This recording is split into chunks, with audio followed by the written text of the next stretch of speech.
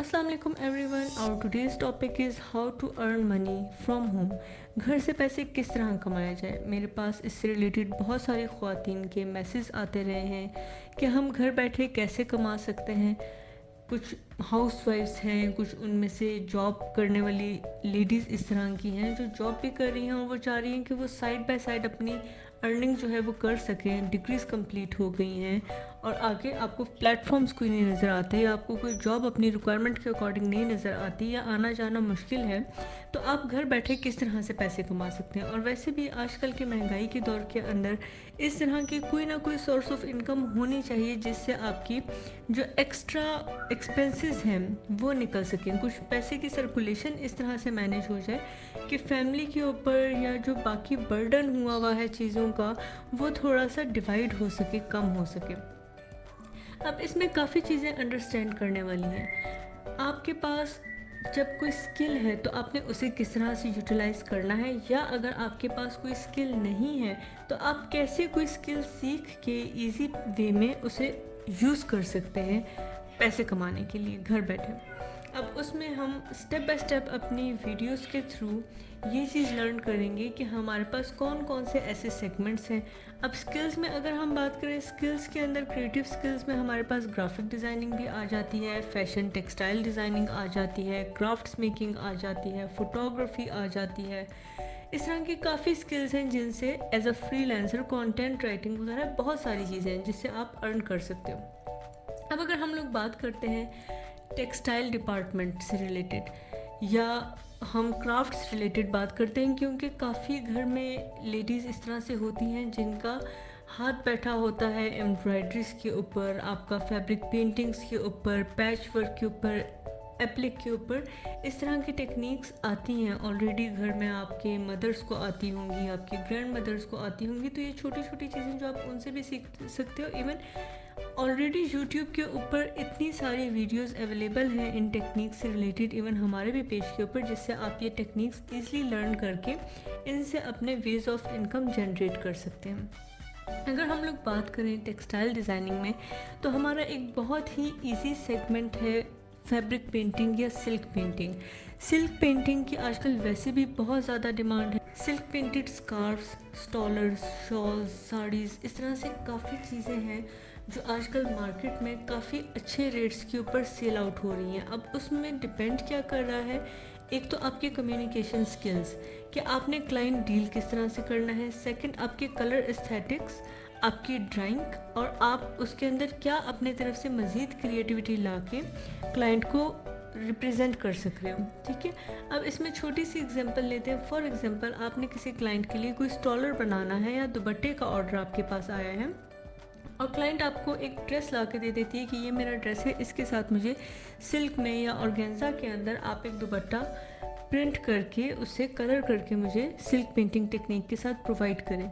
और वो दुपट्टा भी उनने कहीं पार्टी वेयर में किसी इवनिंग फंक्शन वगैरह के ऊपर पहनना है, तो उसके अंदर आपको फिर साथ ये चीज़ें जहन में रखनी है कि आपने उसके ऊपर सिर्फ फैब्रिक पेंटिंग नहीं करनी होगी, आपने उसके ऊपर कुछ ना कुछ एम्बेलिशमेंट्स करनी है, कोई उसकी ऐसी फॉर्मल लुक क्रिएट करनी है जिससे आपका क्लाइंट मुतमिन भी हो जाए, उसकी वो पार्टी वेयर के अंदर भी चला जाए और आपका एक काम भी नज़र आए।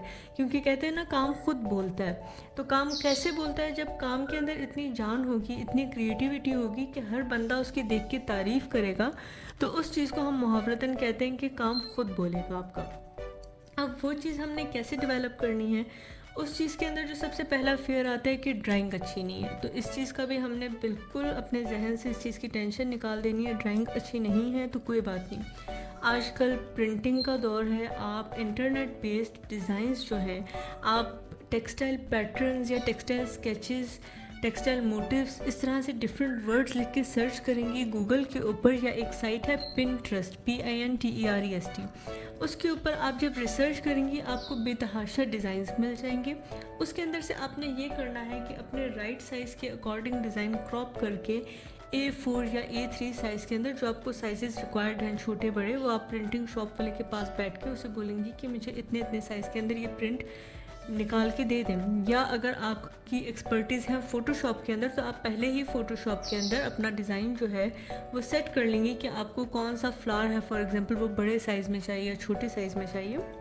उसकी एक सेटिंग बना के आप उसके प्रिंट आउट्स निकलवाएं और उसी प्रिंट आउट्स को यूज़ करते हुए आप ट्रेसिंग मेथड के थ्रू फैब्रिक के ऊपर उन चीज़ों को ट्रेस करें। अब ट्रेसिंग के बाद सेकंड क्या चीज़ आ जाती है, आपने डिज़ाइन तो बना लिया, बेशक आपने खुद से ड्रॉ करके बनाया है या आपने मिक्स एंड मैच करके डिफरेंट मोटिव्स को ट्रेस करके कोई चीज़ बनाई है, कोई बॉर्डर डिज़ाइन बनाया या कोई फुल प्रिंट बनाया। सेकंड जो बेस्ट चीज़ आती है इसके अंदर, ड्राइंग आपकी अच्छी हो गई, मसला हल हो गया। अब कलर कंट्रास्ट किस तरह से सेट करना है। स्टार्टिंग के अंदर अगर आपको कलर कंट्रास्ट का मसला है तो आप कोई रेफरेंसेस फॉलो कर सकते हैं। आप कलर बोर्ड्स सर्च करके कलर बोर्ड्स या कलर कंट्रास्ट फॉलो कर सकते हैं। या आप लिखेंगे फॉर एग्जांपल, अगर हमने एक ड्रेस बनाना है पर्पल के टोन्स के अंदर, उसके साथ का हमने कंट्रास्टिंग कोई दुपट्टा बनाना है, उसी सेम टोन्स के अंदर हमें दुपट्टा चाहिए, तो आपने उससे रिलेटेड सर्च करना है पर्पल कलर पैलेट या पर्पल कंट्रास्ट कलर पैलेट्स। आपको इंटरनेट के ऊपर डिफरेंट पर्पल टोन्स के अंदर, डार्क और लाइट टोन्स के अंदर कंट्रास्टिंग पैलेट्स मिल जाएंगी, जिसमें आपके कम्बिनेशंस होंगी कि purple green, greys, blues, green जिस चीज़ के साथ भी उठ रहा है, उनके कौन से शेड्स के साथ उठ रहा है, वो आपको प्रॉपर एक कलर स्वॉचेस के साथ पैलेट मिल जाती है। ठीक है, दूसरा ऑप्शन ये है कि आप इंटरनेट पे जो एक रेफरेंस इमेज है, ड्रॉ आपने बेशक कुछ और किया है, लेकिन आप कलर्स पिक करने के लिए कोई भी एक रेफरेंस इमेज अपने सामने रखें जिसके आप शेड्स पिक कर सकें। क्योंकि अगर हम लोग प्रॉपर इस चीज़ के अंदर कलर थ्योरी वगैरह, कंट्रास्टिंग कलर, कॉम्प्लीमेंट्री कलर्स, वो चीज़ें अंडरस्टैंड करने लगेंगे, वो बहुत टाइम टेकिंग चीज़ है। तो हम लोग इस चीज़ को शॉर्टकट के अंदर लेके जाएंगे कि आप रेफरेंस बेस्ड चाहिए। उसके अंदर आपको बहुत ज़्यादा लर्निंग की भी ज़रूरत नहीं है, आहिस्ता आहिस्ता आपकी जो एस्थेटिक्स है वो खुद ही बिल्ड होना शुरू हो जाएंगे। जब हमने कलर सेटिंग भी कर ली, उसके बाद आ जाती हैं फैब्रिक पेंटिंग में ब्लेंडिंग टेक्निक्स। सिंगल ब्लेंडिंग कैसे होनी है, डबल ब्लेंडिंग किस तरह से होनी है, आपने टू टोन्स के अंदर कैसे जाना है, वो वाली सारी टेक्निक्स के लिए हमारी सेपरेट वीडियोस हैं जिसमें 1 by 1 सिल्क पेंटिंग टेक्निक से रिलेटेड बताया गया है कि सिल्क पेंटिंग कैसे करनी है from beginner to advance level. वो आप उन वीडियोस को लिंक को फॉलो करेंगे तो आपको उन चीज़ों का आइडिया हो जाएगा कि पेंटिंग करनी कैसे। फ़िलहाल इस वीडियो के अंदर हमने ये डिसाइड करना है कि हमने वो चीज़ सेल आउट किस तरह से करनी है। आपके पास क्लाइंट आया, आपने उसकी रिक्वायरमेंट के अकॉर्डिंग मोटिव ट्रेसिंग की, आपने मोटिव बनाया, देन आपने कलर पैलेट सेलेक्ट करके उस कलर पैलेट को डिज़ाइन किया, उसके अंदर पेंट किया। उसके बाद एम्बेलिशमेंट्स अगर आप हैंड स्टिच से नहीं कर सकते, फैब्रिक ग्लूस बहुत अच्छी क्वालिटी की आती हैं जिससे आप सीक्वेंस या बीड्स वगैरह उसके ऊपर एम्बेलिशमेंट करके ग्लू कर सकते हैं।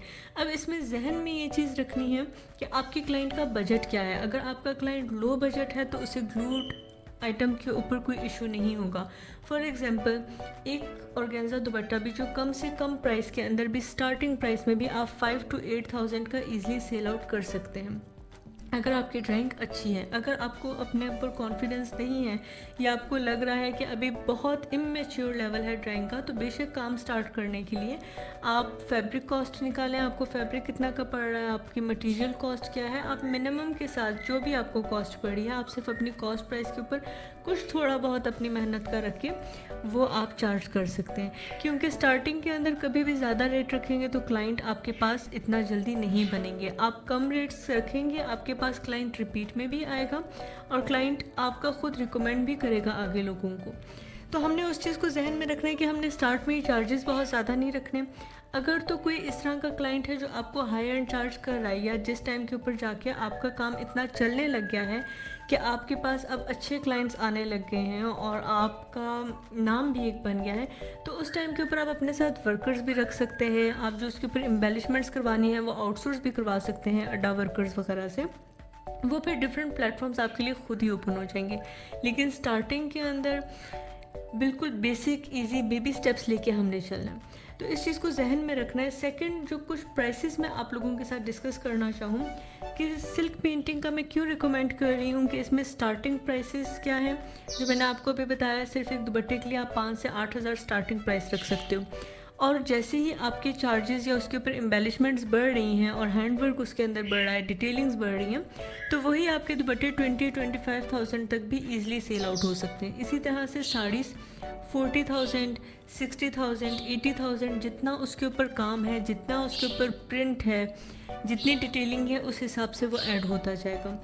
अगर हम लोगों ने छोटे प्रोडक्ट्स बनाने हैं और सेल आउट करने हैं तो ऑर्गेन्जा के बजाय हम सिल्क फैब्रिक के अंदर कुशन्स बना सकते हैं, कुशन कवर्स बना सकते हैं, पाउच बना सकते हैं, ब्राइडल पाउचेस बना के आप वो सेल कर सकते हैं। आप कस्टमाइज्ड जो ब्राइडल निकाह दुपट्टे होते हैं वो बना सकते हैं। जिस तरह पिछले अरसे में ट्रेंड चला था लड़के के नाम के साथ, फॉर एग्ज़ाम्पल हमज़ा की दुल्हन, उस्मान की दुल्हन, इस तरह के नामों के साथ दुपट्टे चले थे हैंड एम्ब्रॉयडरी के अंदर, तो उसे किसी तरह से फैब्रिक पेंटिंग टेक्निक के अंदर कोई यूनिकनेस ला के वो ऐड कर सकते हैं। क्योंकि याद रखें, जब भी कोई यूनिक चीज़ करेंगे तो वो ट्रेंड पे आएगा। जब ट्रेंड आएगा तो ऑब्वियसली उसका जो आपको आउटकम है वो भी मिलना है। तो ये कुछ इजी सी टेक्निक्स हैं जिसके ऊपर वर्किंग करें, और नेक्स्ट जो हम लोगों की वीडियो होगी उसके अंदर हम ये चीज़ लर्न करेंगे कि टेक्सटाइल के अलावा और कौन सा ऐसी चीज़ें हैं, या टेक्सटाइल सेगमेंट के ही अंदर और कौन से ऐसे डिपार्टमेंट्स या टेक्निक्स हैं जिससे हम लोग फर्दर इनकम जनरेट कर सकते हैं। Thank you for watching. अल्लाह हाफिज़।